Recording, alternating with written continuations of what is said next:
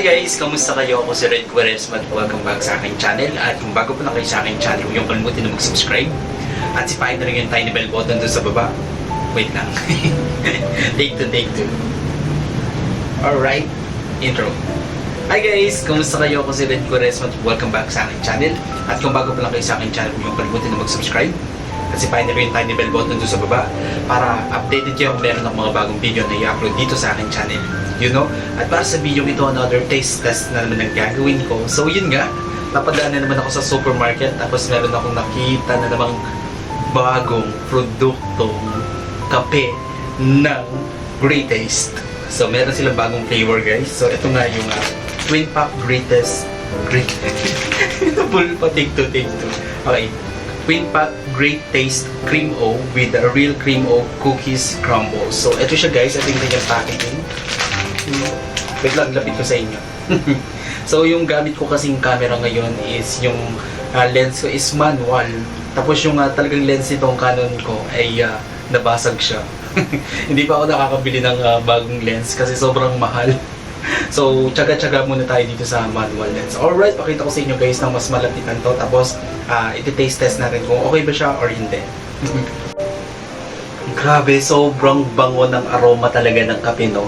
Ang sarap amuyin guys, nakaka-addict. And alam nyo ba guys, kapag nag-open ako ng mga 3-in-1 na coffee, talagang yung aroma niya, no, talagang sumasamyo buong paligid na amoy talaga siya. Tapos lalo na pag tinimpla mo, grabe yung aroma. Ang sarap sa feelings ng ganun, no? Nakaka-relax yung amoy ng coffee. Alright, ang dami ko sinabi, no? So, disclaimer, itong product na to ay hindi sponsor. Sasabihin ko sa inyo yung ang ingay ng tricycle. Sasabihin ko sa inyo yung thoughts ko dito, yung honest review ko regarding dito sa Great Taste Cream O, kung okay ba siya or hindi. Alright, timpla na natin. Tara! So, naka-ready na guys yung baso ko, meron na siyang hot water. So, itatry muna natin siya sa hot water, tapos sa susunod na video, itatry ko naman siya kung masarap ba siya for cold coffee. Alright! Alright! So, ayan na siya. So, may buo-buo siya guys, no? Parang yung kung siguro to yung cream O. Na-excite ako guys, grabe. Yan. Anyway, ang daming laman.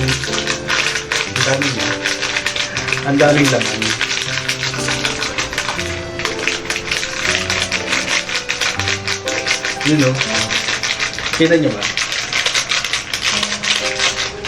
Tara, taste test na natin. Tara, ang dami yata ng water ko, no?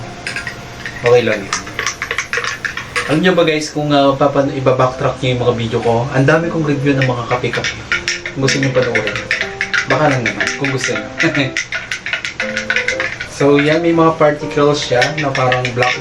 So yun yung cookies. Yung aroma niya, grabe, sumasamyo na guys, umaamoy. Nakaka-relax sa feelings, sa ilong. So tara, i-taste test na natin siya sa hot water.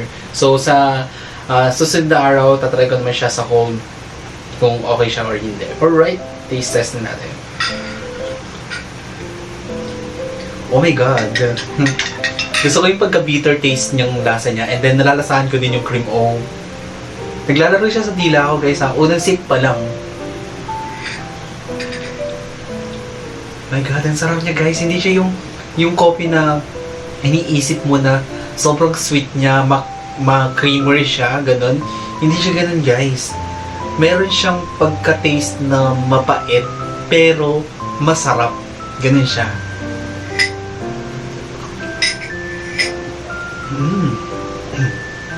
Grabe, ang lakas ng sipa. Alak yarn. Hindi, to be honest guys, sobrang sarap niya. Okay sa akin yung lasa niya. Hindi siya ganun ka-sweet. Tamang-tama lang yung lasa niya. And then yung lasa ng cream O, lasang-lasa. And yung pagkapait, gustong-gusto ko. Ganun yung gusto ko sa mga coffee guys. So medyo lasang-lasa din yung pagkapait ng coffee.